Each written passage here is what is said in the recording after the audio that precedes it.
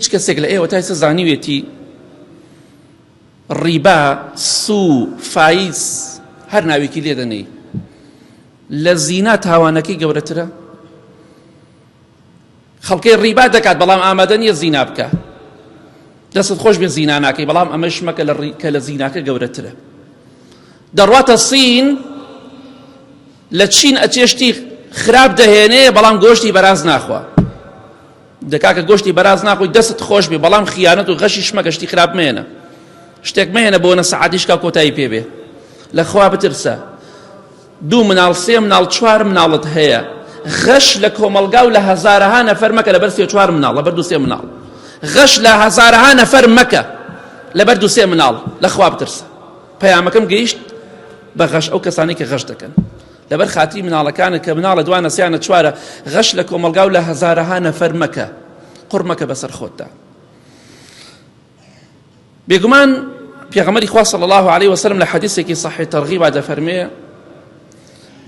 إن الدرهم يصيبه الرجل من الربا، والرواية كده فرمية: درهم ربا يأكله الرجل وهو يعلم أعظم عند الله في الخطيئة من 36 زنية يزنيها الرجل. سبحان الله.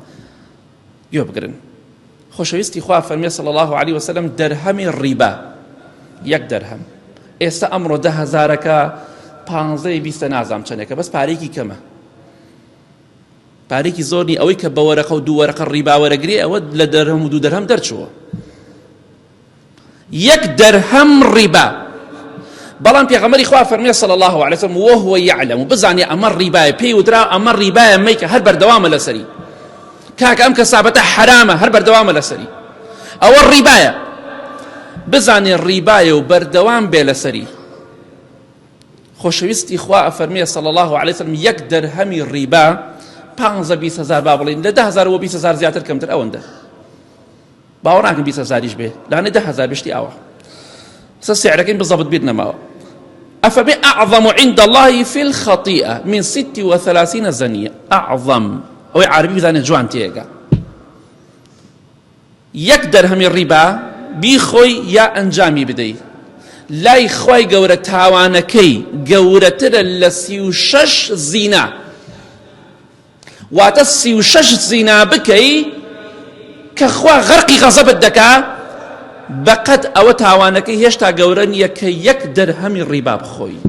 ئەی قوڕ بەسەرەوەی کە بە دەفتەر و بە چەند دەفتەرت پارە دەخوا ڕیبا. ئەمە قیامەتی چۆنە؟